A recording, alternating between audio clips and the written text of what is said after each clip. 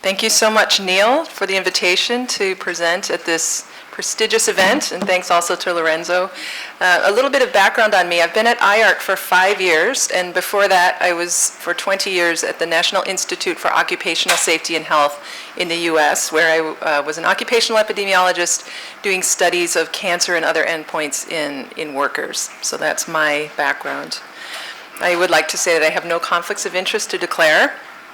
And a little bit of an overview of my presentation. I'll give some background on IARC and on the Monographs program specifically. Then I'll talk about the evolution of the Preamble, which is the set of principles that guide the conduct of the Monographs meetings. And this will talk about our modernized approaches to evidence synthesis and evidence integration across multiple streams of evidence. I'll talk then about some of the priorities coming up for the monographs, and then some of our future directions, particularly in how to improve our assessments of epidemiological biases in the context of cancer hazard identification. So IARC is really two tightly intertwined strands like DNA. On one strand, we generate data through the conduct of interdisciplinary research, and the other strand is to evaluate evidence through independent expert review. We do this latter part through the evidence synthesis and classification branch, and this comprises the WHO Classification of Tumors program, the IARC Handbooks of Cancer Prevention, and the program that I represent, which is the IARC Monographs on the Identification of Carcinogenic Hazards to Humans. We've been around the longest, since 1971. We are known as the WHO's Encyclopedia of Carcinogens. And over the course of our 51 years, we've evaluated or reevaluated the carcinogenicity of more than 1,040 agents. We know that the global burden of cancer is high and rising. This is due to, it's multifactorial, of course. It's due to changing demographics in which populations are aging, but also, and importantly, it's due, we think, to a shift in carcinogenic exposures from high-income countries to people, especially workers and those environmentally exposed, in low and middle-income countries. We also know through 50 years of experience in cancer hazard identification that prevention is by far the most effective response to this rising burden. And the first step in prevention, of course, is to identify the things that cause human cancer. This is the remit of the IARC Monographs program, and also those things that prevent cancer. And this is studied by the IARC Handbooks of Cancer Prevention. So the monographs, importantly, have a dual role in global cancer research. Of course, our working groups evaluate the results of the latest scientific research across different disciplines, but monographs are also themselves scientific products that stimulate new research, which may fill identified gaps that have been identified in the process of cancer hazard identification. As one example, there was very little research going on in the 10-year period 1997 to 2006 on shift work and cancer, night shift work and cancer. So we see there were between 100 and 200 publications on PubMed. However, this exploded in the subsequent 10-year period between 2008 and 2017, and coincidentally, in December 2007, the Lancet Oncology summary of the IARC Monographs evaluation of shift work, painting, and firefighting was carried out. And it was clear through the citation indices that this meeting and this publication had a large influence on the conduct of subsequent research. Now let's say a little bit about how the monographs does the evaluations. Of course, there are thousands of papers in the literature which might be relevant to a cancer hazard identification, and somehow these need to be distilled into our iconic orange-hued volumes that I'm sure you've all seen. And this is done through the preamble to the IARC monographs. Since 1971, in Volume 1, the preamble has prefaced each issue of the monographs. It has been periodically updated by advisory groups 9 times between 1977 and 2006. Then in 2018, an advisory group met to review and update the preamble. And Rodolfo is here in the room. He was there at the time, as I was as well, and many others who may be familiar to you.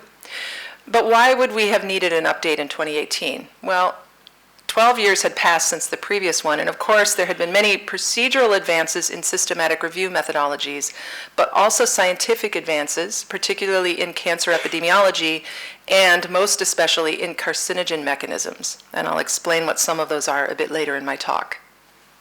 So the monograph's evaluation is a 5-step systematic review process. Step 1 is to identify relevant information. Step 2 is to screen, select, and organize studies. Step 3 is to evaluate the quality of those studies. Step 4 is to report on all study characteristics, including information about biases. And then step 5 is to synthesize the evidence and to reach an overall evaluation, and then to integrate that evidence.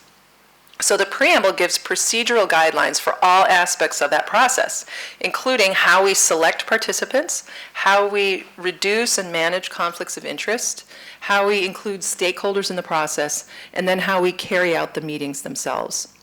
It also describes the scientific criteria that are used to review the human cancer, animal cancer, and the mechanistic evidence, and then, importantly, gives a decision process for reaching the overall evaluations. And I'll talk about all of those today. Some highlights of the newly revised preamble include better transparency of the methodology, increased rigor of the systematic review methodology, and modernized methods for searching and tagging, in addition to the scientific updates that I'll reflect later. So you might be wondering who it is who completes and carries out these evaluations. These are done by external working groups of experts who are independent scientists who have no conflicts of interest with respect to the topic at hand. And it is they who review the science and develop the evaluations. They're assisted in this by we in the Secretariat at IARC. We ourselves are scientists in our own right, and we coordinate all aspects of the evaluation and ensure that they are adhering to the preamble when the working group is making its conclusions. In addition, we have 3 categories of attendees who may attend but may not influence text related to the evaluation. The first category is invited specialists, and these are often people with very in-depth knowledge of exposure, but they have some conflict of interest that prevents them from fully participating at the meeting. So they may only write about descriptive exposure information. We may also have representatives of governments and health agencies who are interested in the topic, and observers, who are scientists who may or may not have a competing interest, but in either case, they do not influence at all the evaluations. Well, the monographs are a truly global endeavor, with some notable gaps, particularly in the global south. We have coverage broadly from across the world, and since 1971, more than 1,400 scientists from 58 countries have contributed to the monographs. We also do a series of public engagement steps during the development of the monographs. We announce each topic a year or more before the meeting takes place. We produce a call for data and for experts to nominate themselves or others. We also have a request for observer status.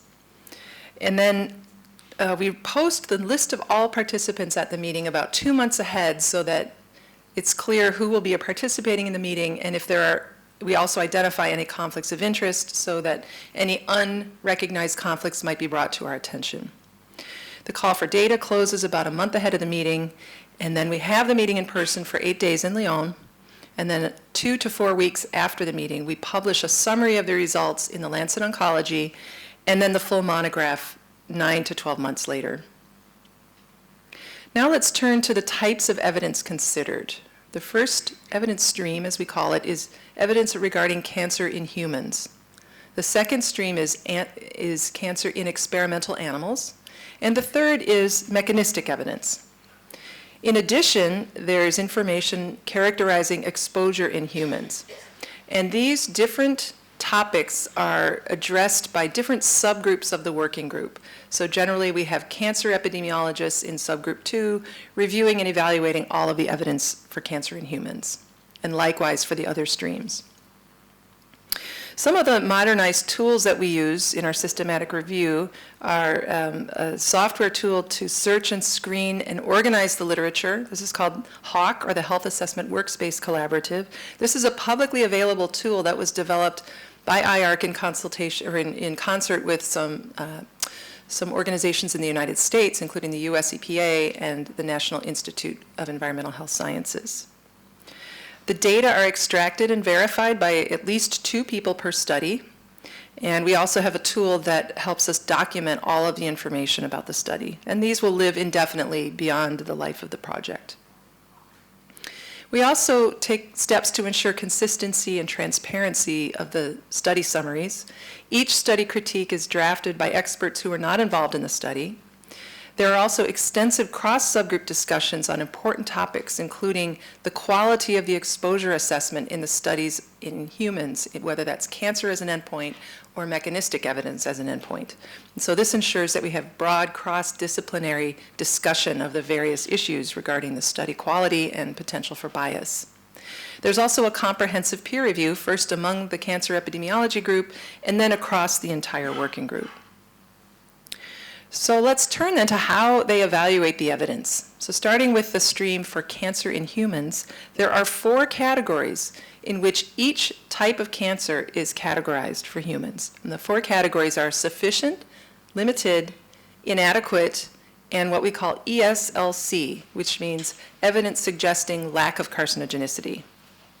So for a sufficient call for a cancer site, the working group concludes that a causal relationship has been established in the sense that a positive association is seen in the overall body of evidence in which chance, bias, and confounding could be ruled out with reasonable confidence.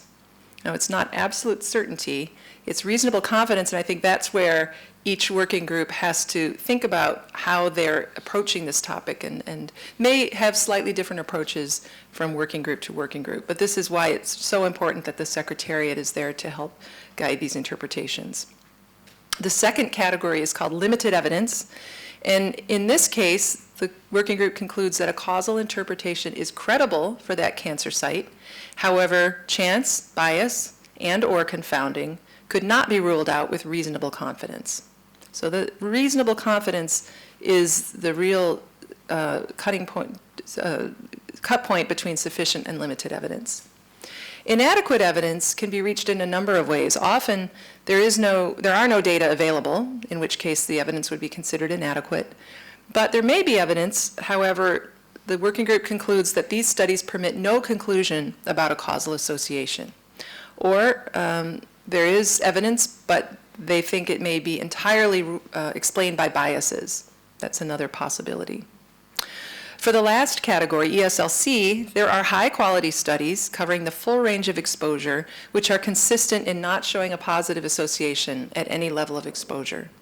So it's hard to think about when we might achieve this, but actually, in practice, there are some instances where we may have sufficient evidence for one cancer site and ESLC for another cancer site. And one example of that is the drug tamoxifen, which is preventive for breast cancer, but causes uterine cancer. So there would be ESLC for breast cancer and tamoxifen and sufficient evidence for uterine cancer.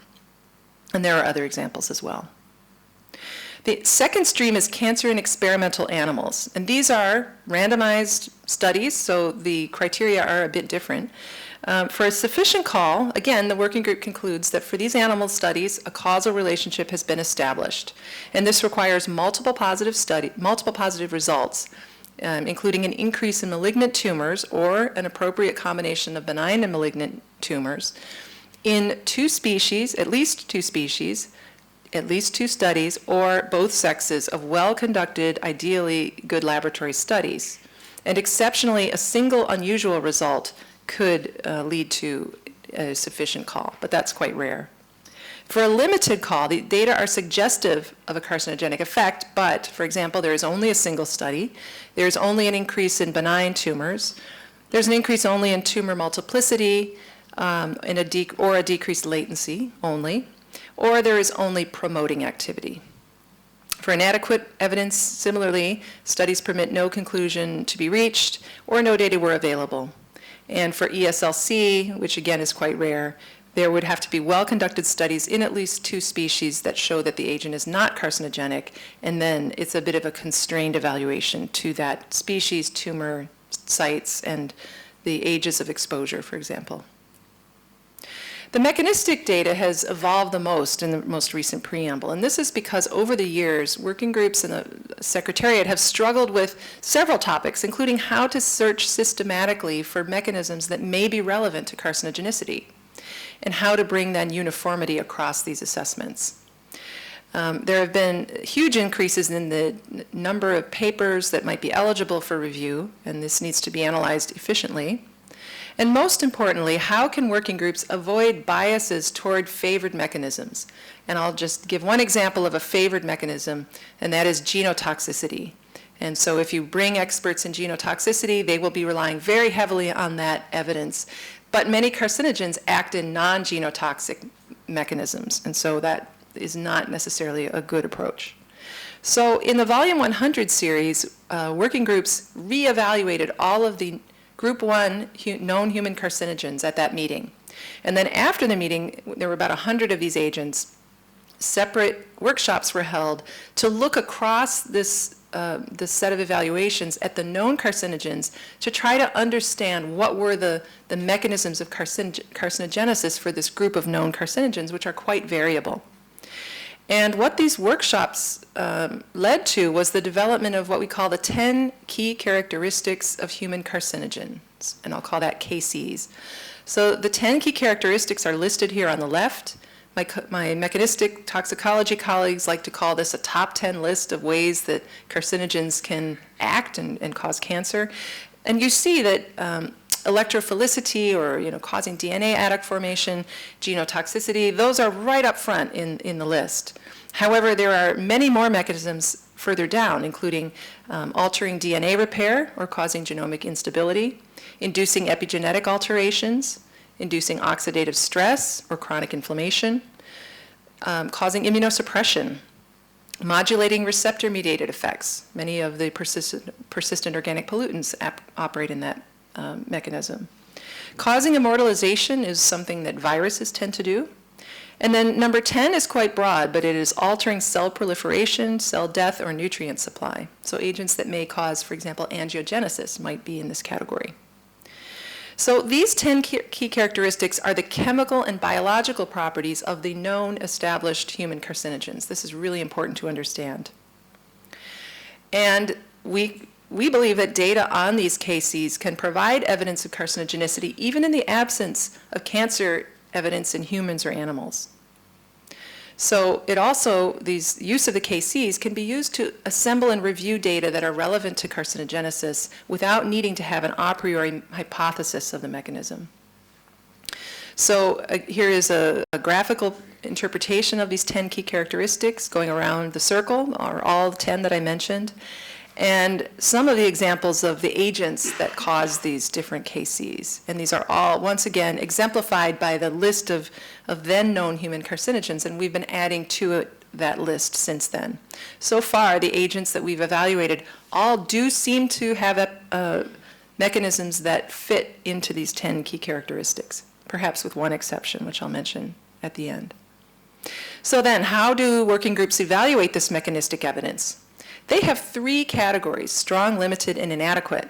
For a strong call, the results in different systems are consistent, the overall database is coherent, and the studies cover a range of relevant endpoints in mammalian species.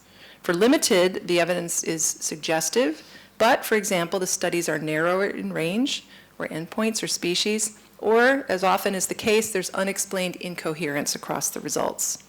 And then there's a category for inadequate data as well. So those 3 descriptors are applied to 3 possible topics that are distinct.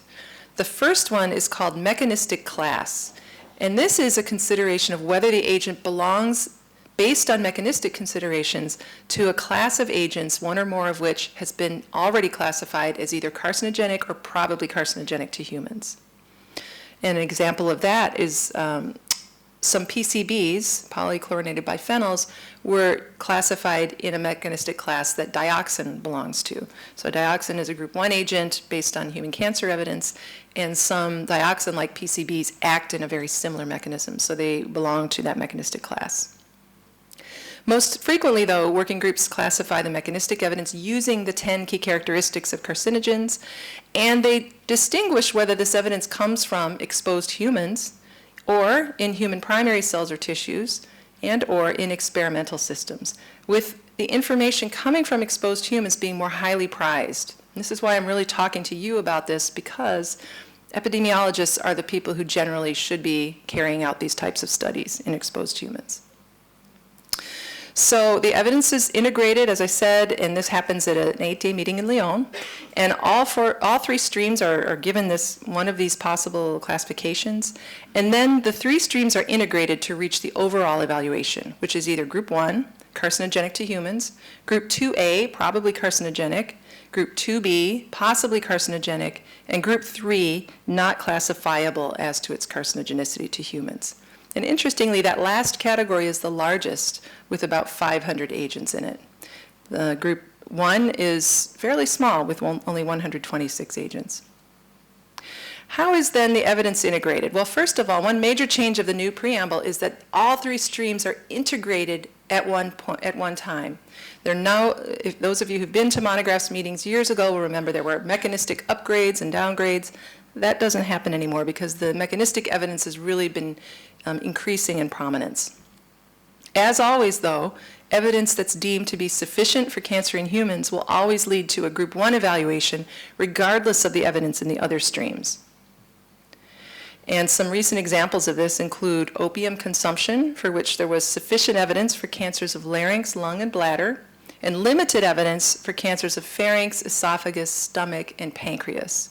So opium is consumed in its mostly raw form in many countries across the globe, including Iran, which is where most of these studies were carried out. Another recent group 1 agent is the occupational category, occupational exposure as a firefighter. This is another unique feature of the monographs, is that historically, working groups have evaluated occupational exposure circumstances.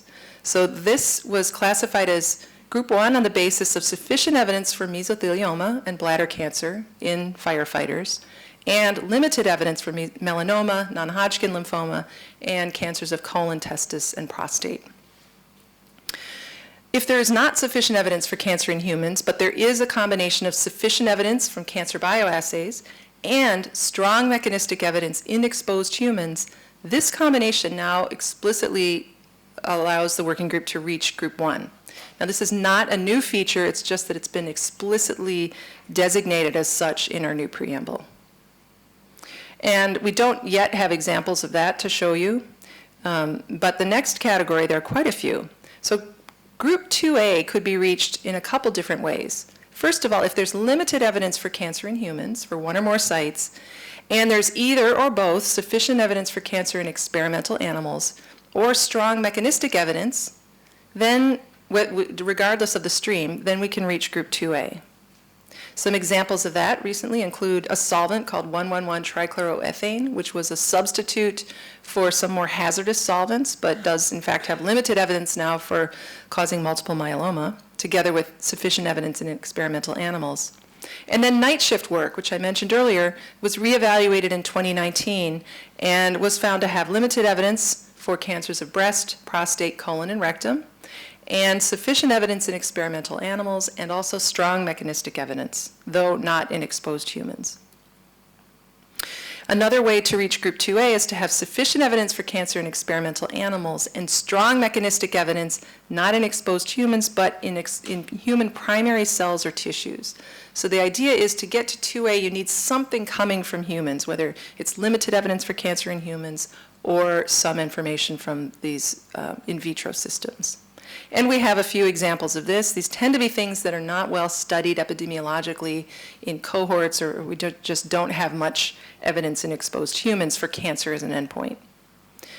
Another example recently was trivalent antimony with limited evidence for lung cancer. So this did have human cancer evidence and also had sufficient animal bioassay evidence and also strong mechanistic evidence. Lastly, a strong mechanistic class would also lead to group 2A. And we have two examples here. Some aromatic amines were one class, which allowed the incorporation of aniline and orthoinositidine into this class. And then an epoxide, which has some previous examples that are in group 2A. So glycidyl methacrylate was added to that. If there's limited evidence for cancer in humans alone, then that would lead to 2B, as would sufficient evidence for cancer in animals alone or strong mechanistic evidence alone. And we have many, many examples where we have only evidence coming from animal bioassays. Many of these are hard to think about studying in humans because they don't typically occur in isolation in populations. So it's very hard to exclude the contributions of co-exposures. So, strong mechanistic evidence alone. This is a new feature of the preamble, and there were two air pollution, one that was an air pollution contaminant, crotonaldehyde, which was found to have strong mechanistic evidence, but no other evidence. And then arecoline, which is the active ingredient in areca nut, which is a component of betel quid. So this is helping us understand how areca nut causes cancer. The combination of sufficient bioassay and strong mechanistic evidence would also lead to group 2B if the strong mechanistic evidence is not in human primary cells or tissues. So we have several examples of that. And then recently we've also classified many compounds in group 3 because we simply don't have enough evidence.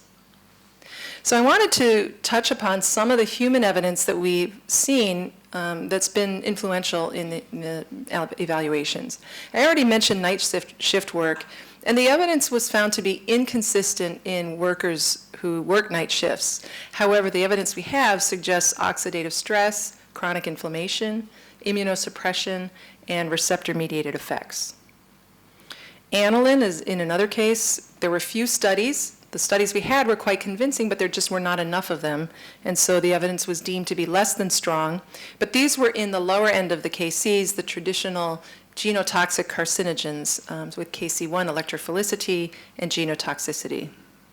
For acrolein, again, there were few studies, and these tended to suggest electrophilicity.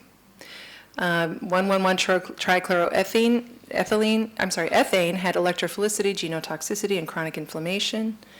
Cobalt as well was found to be less than strong. Now, firefighting exposure, which was evaluated 1 year ago, was the exception. Here, a working group concluded that there was strong evidence for a number of different KCs in exposed firefighters. And then this spring, we evaluated a chemical called 2-bromopropane, which was a substitute for 1,1,1-trichloroethane, which was removed because it causes greenhouse gas emissions. And so 2-bromopropane was sadly used as a substitute and then found to produce some very severe reproductive toxicity in the few worker populations in Korea and China who were using it. And a working group concluded that there was also suggestive evidence for the KCs for immunosuppression and causing receptor-mediated effects. So for firefighters, interestingly, this is sort of a heat map showing the different KCs, the 10 key characteristics, and then the columns labeled H, C, and E are for H being evidence in exposed humans, C being evidence in human primary cells, and E in experimental systems. So you can see the dark colors for the H column for several of the KCs, and this means there was consistent and coherent evidence for genotoxicity, inducing epigenetic alterations, oxidative stress, chronic inflammation, modulating receptor-mediated effects. So it's not terribly surprising that this was the case because firefighters have exposures to many known human carcinogens and they act via a variety of different mechanisms. Some of our future priorities include agents that do have mechanistic evidence in humans. This fall, a working group will be evaluating two compounds of great interest, very persistent PFAS compounds that are called PFOA and PFOS. You may have heard about them. They're contaminating drinking water widely across the globe. And the evidence coming in for the KCs in workers and the general public include oxidative stress, receptor-mediated effects, and immunosuppression. So we don't know yet what the evaluation will be there.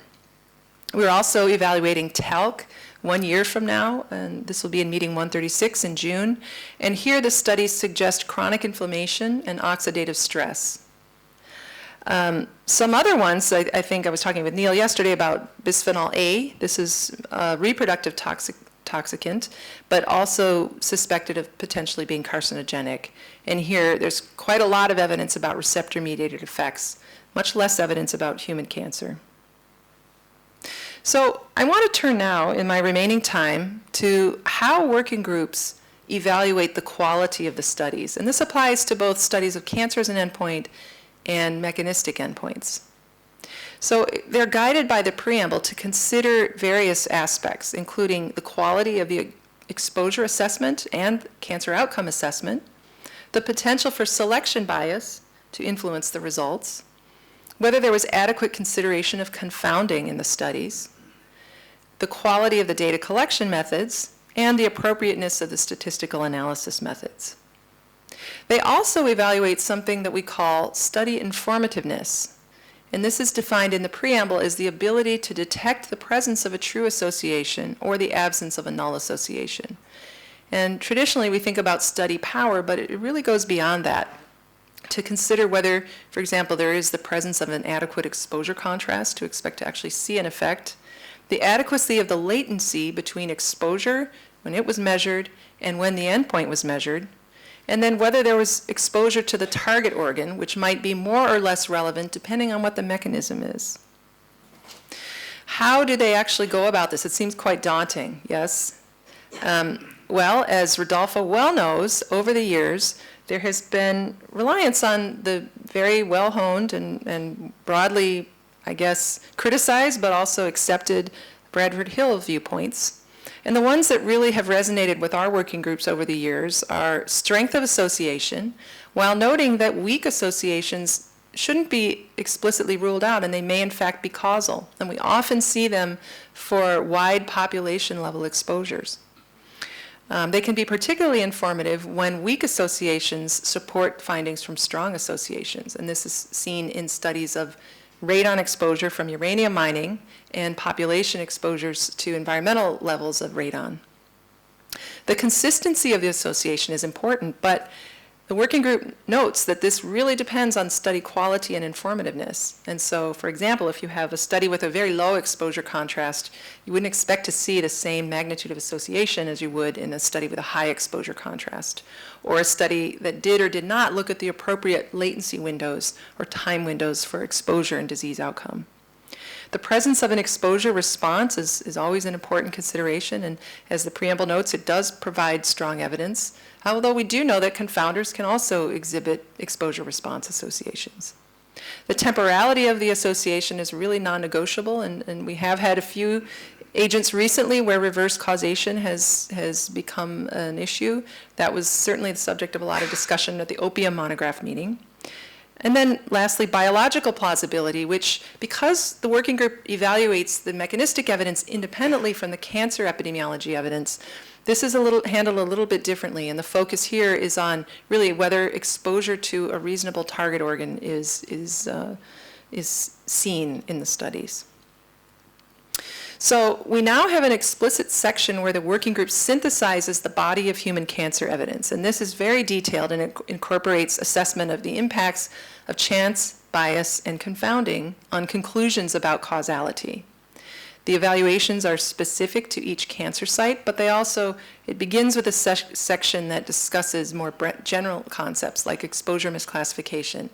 It could identify the set of confounders that was deemed to be most important. It could highlight the potential for reverse causation, for example, in the group of studies. And then this section gives the explicit documentation of the rationale that justifies the judgment of the working group in reaching its conclusion. And I can't emphasize that enough, that expert judgment is really critical to this evaluation of causality. There's really no algorithm that can replace that. But what's important is that these judgments be clearly defined and hopefully using a consistent set of principles. So, well, are these expert judgments robust? I would argue that they are. I already talked about the Volume 100 series where about 100 Group 1 agents were reevaluated by different working groups than had done them in the first place. All 100 were reaffirmed as having sufficient evidence for cancer in humans, Group 1. And for many of these, the evidence had strengthened since the previous evaluation due to improvements in study design, study number. And there was also, we see, broad concordance with the evaluations by other programs of cancer hazard identification who use slightly different approaches. Well, what about agents that have inadequate evidence in humans? What about those? We have a little case study here because in 1985, Sir Richard Dahl convened a workshop, and Nick Wald, to discuss interpretations of so-called negative evidence in human studies for 10 agents that had sufficient evidence coming from cancer bioassays. So Rodolfo, you were at this workshop as well, and there are many, many choice quotes from Rodolfo in that because it actually cites the discussion at length. So I enjoyed reading this book. We've made it available freely by scanning it. It's now on the IARC website so people can access it. So these interpretations were interesting because overall, for most agents, this group concluded that the evidence was likely to forever remain inadequate or even suggesting lack of carcinogenicity in humans. But in the subsequent years, almost 40 years now, 3 of the 10 agents have been found to have sufficient evidence in humans, and 4 of the 10 have been found to have limited evidence in humans. And if you look across this group of agents, it's clear to see that improvements in the design and conduct of epidemiologic studies and just conducting more studies were key to these changes in the classification.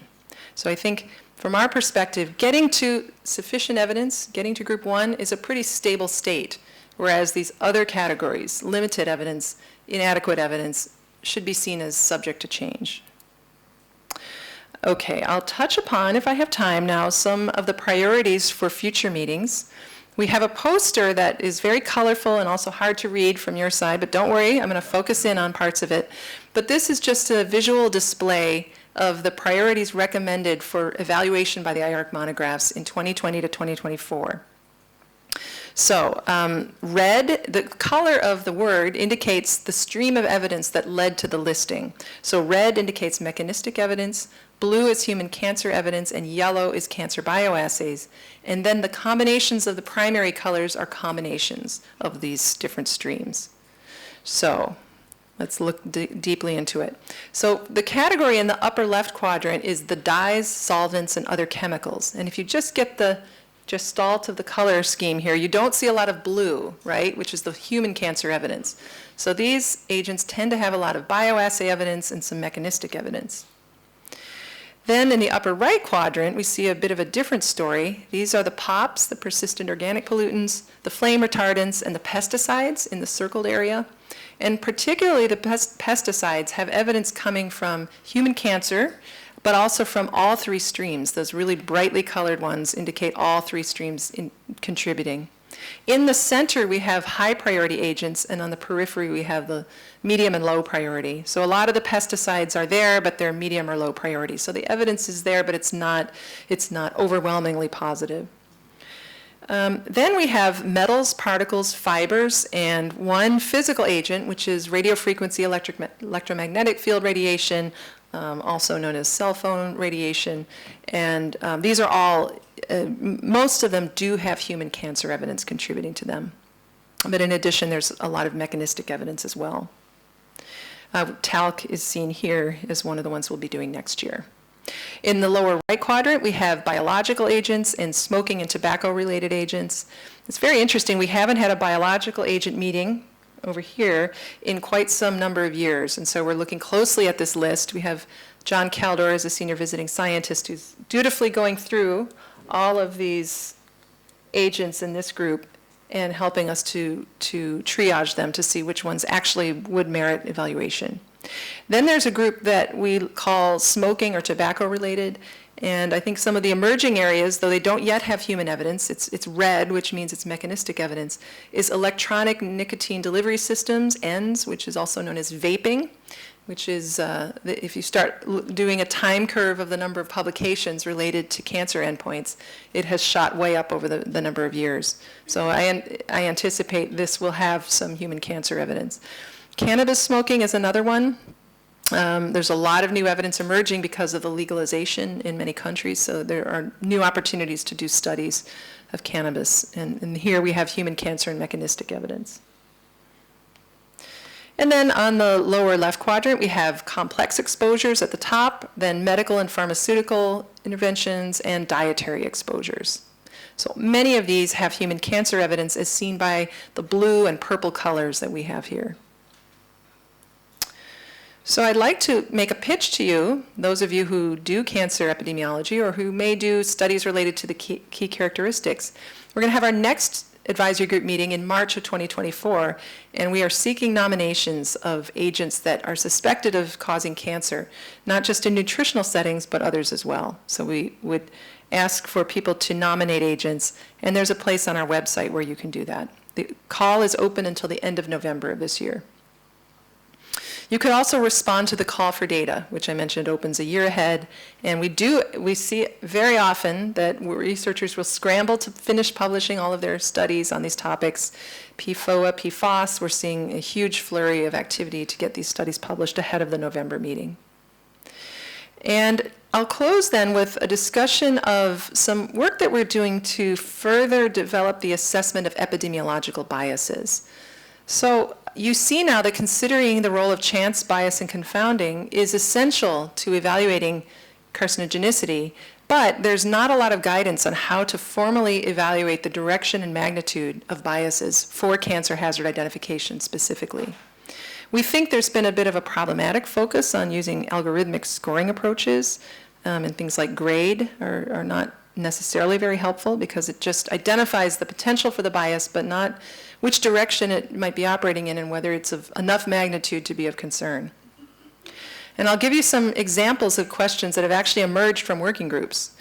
Let's just say the first one, could selection bias caused by differential participation rates in cases and controls completely explain an odds ratio of 2 in this key study or key set of studies? Is confounding by co-exposure to arsenic likely to explain the higher risk of lung cancer that we see in antimony workers? Could confounding by smoking completely explain the elevated risk of bladder cancer that we see in this group of key studies? And what's the relative importance of non-differential exposure measurement error versus, say, recall bias in this set of case control studies? Very common questions. So there are a number of approaches that working groups have used in the past. Right now, our preamble calls for explicit evaluations of exposure quality, including their anticipated impact on measures of association. And so that's a regular feature of the description of the studies in each monograph. Evidence triangulation, and you've heard from Deborah Lawler and her team this week about the importance of this approach, because different study designs may have different sources of bias and conclusions about bias. An example where triangulation was really helpful was arsenic in drinking water, where there were studies, or arsenic more generally, where studies in workers had one set of biases, lack of control for certain confounders, and studies of drinking water exposures had other types of confounding. And there were even ecological studies. Yet all of these pointed to the same direction, so that triangulation exercise was very useful. The use of causal diagrams to better elucidate confounders. There's no need to adjust for things that are not confounders, and there may be complex patterns, such as we were talking about today with mediation, where you may have baseline confounding and then something that's on the causal path after exposure occurs. So that can be very difficult to conceptualize, and using DAGs and other causal diagrams can help here. There are also different study designs that could contribute to this question. For example, Mendelian randomization. And this can be useful in certain types of studies. By far the most contributing discipline to the monographs, I would say, is occupational epidemiology. And I don't think here Mendelian randomization helps a lot because we don't have genetic predictors of occupational exposure, right? But there are, of course, trade-offs, and Mendelian randomization itself is an instrument, but it may not be always useful. The use of negative control outcomes we think is a really useful tool that we encourage researchers to use more in their own studies. Here, these are outcomes that are plausibly related to a confounder but not to the agent of interest. And one example here would be ionizing radiation in cancer, for which a negative control outcome might be COPD, because we don't think that radiation causes COPD. So if you see an association for a cancer, but not for your negative control outcome, that does provide evidence that confounding is not explaining that. In addition, we find when indirect adjustments can be used to look at confounding, or some theoretical adjustment based on worst case assumptions or normal assumptions about the confounder exposure distribution, these can be useful when information on confounding is not available at all or is available only for some people in the study. So with those background in mind, we organized, 3 of us, David Richardson, now at University of California, Irvine, Amy Barrington D. Gonzalez, who's now in the UK, formerly at NCI, and myself, put together a workshop, a scientific workshop, and we're developing an IARC scientific publication. The aims here were to refine and develop a toolkit of methods, epidemiological, statistical, to help assess bias's impact, including direction and magnitude, focusing on published epidemiological studies. What could a working group do during the review to evaluate bias potential? So the target audience here is an IARC monographs working group or similar process of cancer hazard identification, either with or without very refined and deep methods expertise. The book will carry throughout worked examples through the book, and it will focus on cancer hazard identification. Our aim was really high, which was to use the seminal series by Breslow and Day, which was an IARC scientific publication series, as a model for this new volume, to make it user-friendly, to carry through the examples, and to allow people to actually try out the methods themselves. So we convened this workshop last year, and we brought together 30 experts in epidemiologic and statistical methods. They worked in subgroups and developed text for the chapters and also the examples, and had lots of very good discussions about different assessment approaches.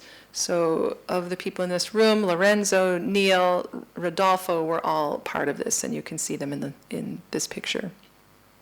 Here's the outline of the book. We have 7 chapters, starting with the overview of the role of epidemiology, just much as I've explained to you today. Chapter 2 looks at graphical tools to assess bias.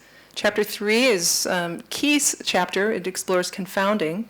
Chapter 4 addresses exposure and outcome measurement error and misclassification. Chapter 5 addresses selection bias. And then Chapter 6 brings it all together to discuss how one would incorporate, I'm sorry, Deborah Lawler, you were in Chapter 6 as one of the key participants in this discussion as well. And then Chapter 7 is a bit unique, and whereas Chapters 1 through 6 are focusing on reviewing the existing literature, Chapter 7 focuses on addressing the research community, people who are doing their own studies, but perhaps restricted with the extent to which you can improve upon confounder assessment or improve upon your exposure measurements.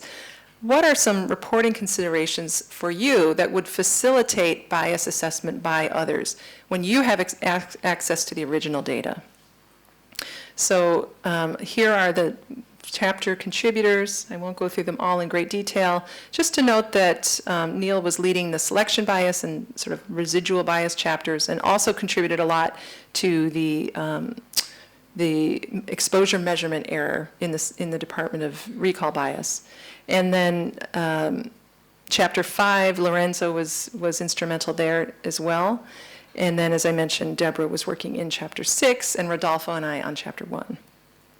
The 4 examples that we carried through the book were from the monographs, so RF-EMF, which I've already mentioned, night shift work, and opium consumption, and then red meat consumption.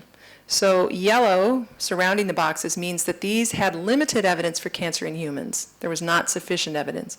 Whereas for opium consumption, in red, there was found to be sufficient evidence for at least some cancer sites.